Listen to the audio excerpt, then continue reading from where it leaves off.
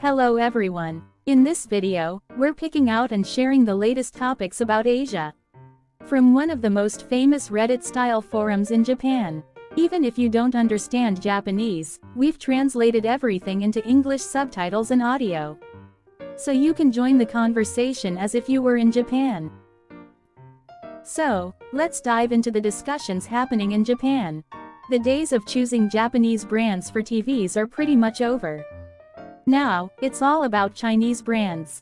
With their mass production and cost advantages, Chinese companies have taken over more than 50% of the Japanese market since summer 2024. All the home appliances are Chinese brands now too, like Hisense and Haier. It's about price over quality. Japan really has become a poor country. Honestly, as long as a TV works, who cares? I'm so over expensive Japanese TVs with all those unnecessary features. Japanese brands don't want to lower their prices, so they keep adding useless value-added features. That might have worked during the bubble era, but not anymore. Japanese brands don't even make the core components of TVs anymore.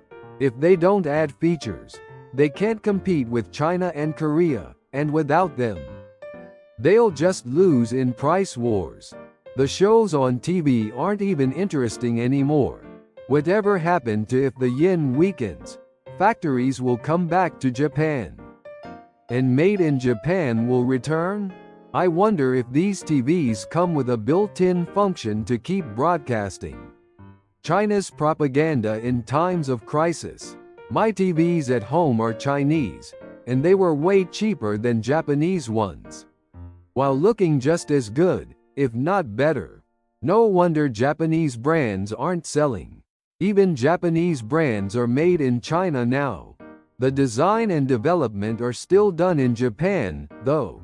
It's totally different when a Japanese brand controls production in China versus when a Chinese brand does it. When I went to New York, all the hotel TVs were from Korea. I wonder if those will get replaced by Chinese ones soon.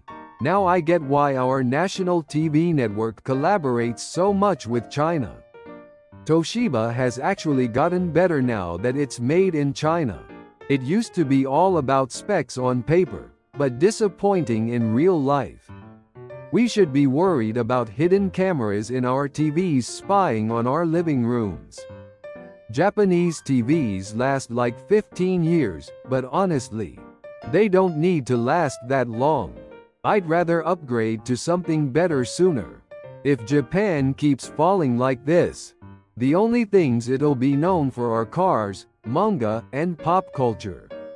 Don't forget toilets and rice cookers, we still got those. The real test for cars will be self-driving tech. Thriving in mass-produced electronics is actually a sign of a developing country. Japan went through the same thing with the US. Back in the day, Japan used to dominate with price and quality, and even looked down on the US. Now, we're in the same position, but unlike the US, Japan isn't creating new high-value industries after losing the TV market. Chinese products used to be junk, but now the big brands are making cheap, high-quality stuff.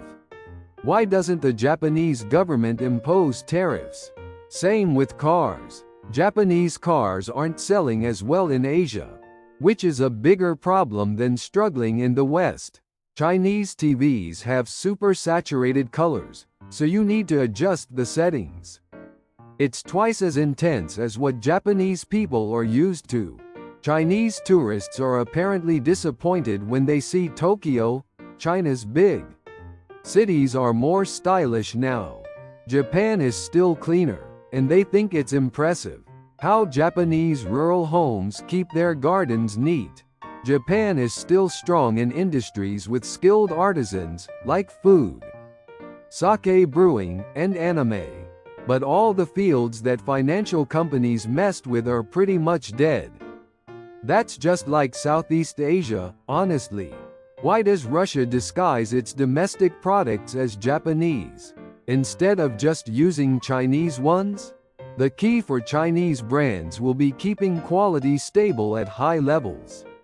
If they start fighting each other on price, it could go downhill fast. People used to pay extra for Japanese brands because they trusted the support if something went wrong. But now, things break right after the warranty ends. So why not just buy Chinese from the start? Cars will be next. Phones fell. Then home appliances, and cars are next, I bet.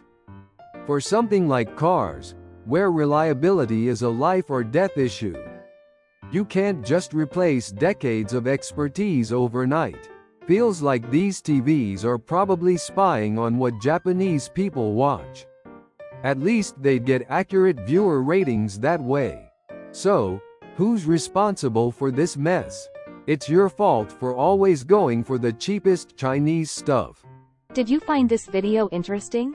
We'll keep bringing you fun topics from Japan's online community. Please subscribe to the channel and drop some comments.